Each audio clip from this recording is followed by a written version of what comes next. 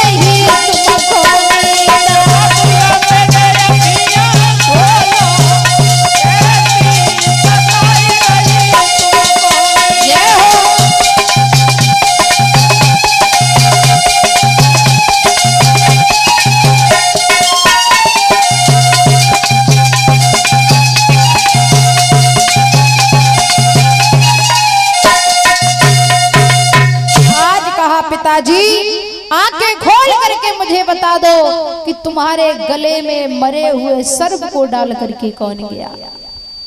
पिताजी ने आंखें नहीं खोली। उसी समय बेटा ने श्राप दिया है कि हमारे पिता के गले में मरे हुए सर्प को डालने वाले मैं तुझे श्राप देता हूँ कि आज के 7वें दिन यही तक्षकनाग जिंदा होकर के तुझे काटेगा, जिससे तेरी मृत्यु हो जाएगी और तू नरक में चला जाएगा।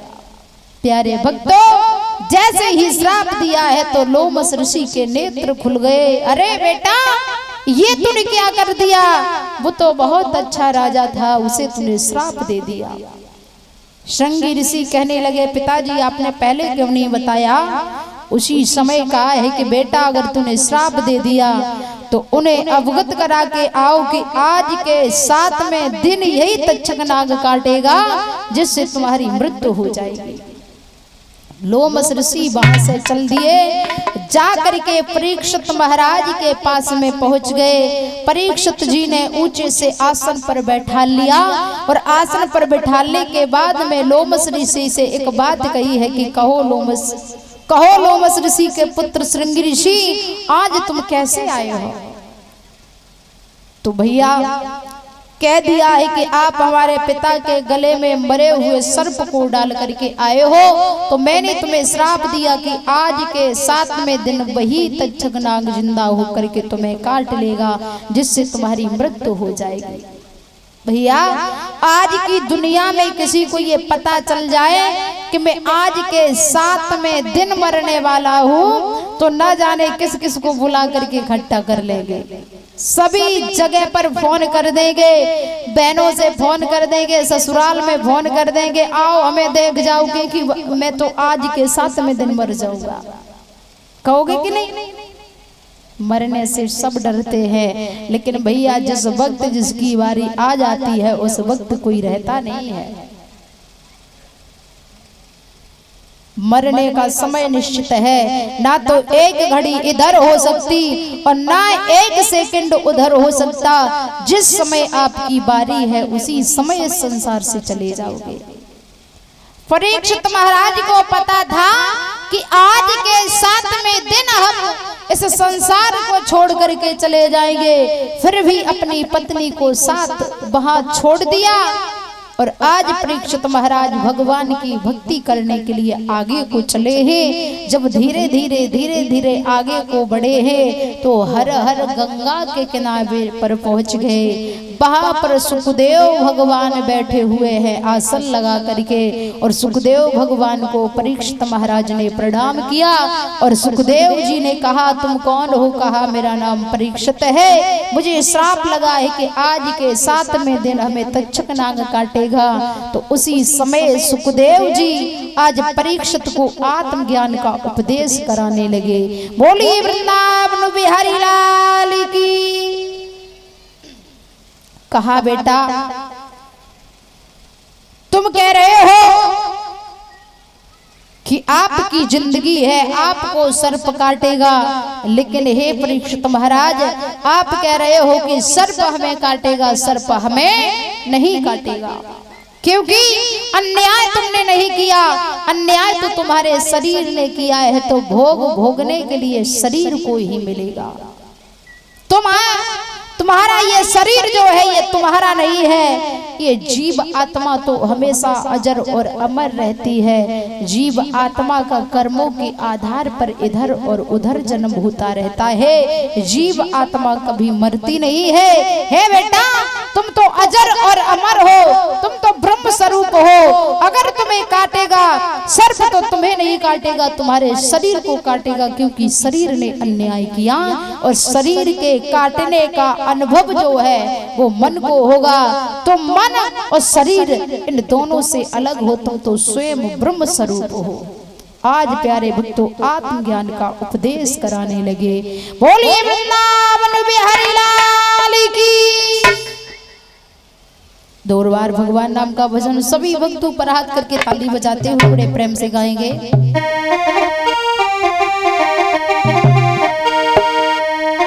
कि हरि नाम नहीं तो जीना क्या, हरि नाम नहीं तो जीना क्या।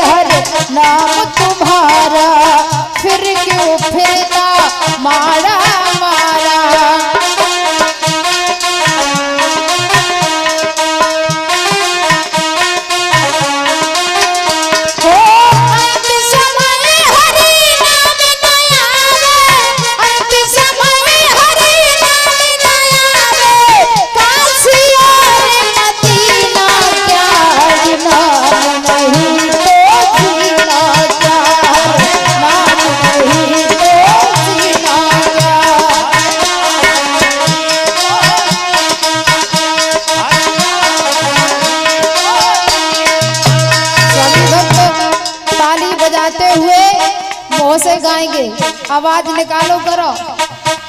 हाँ, अब की बार गाएंगे, ठीक है। हरि नाम नहीं तो जीना क्या, नाम नहीं तो जीना क्या, हरि नाम नहीं तो जीना क्या, हरि नाम नहीं तो जीना क्या,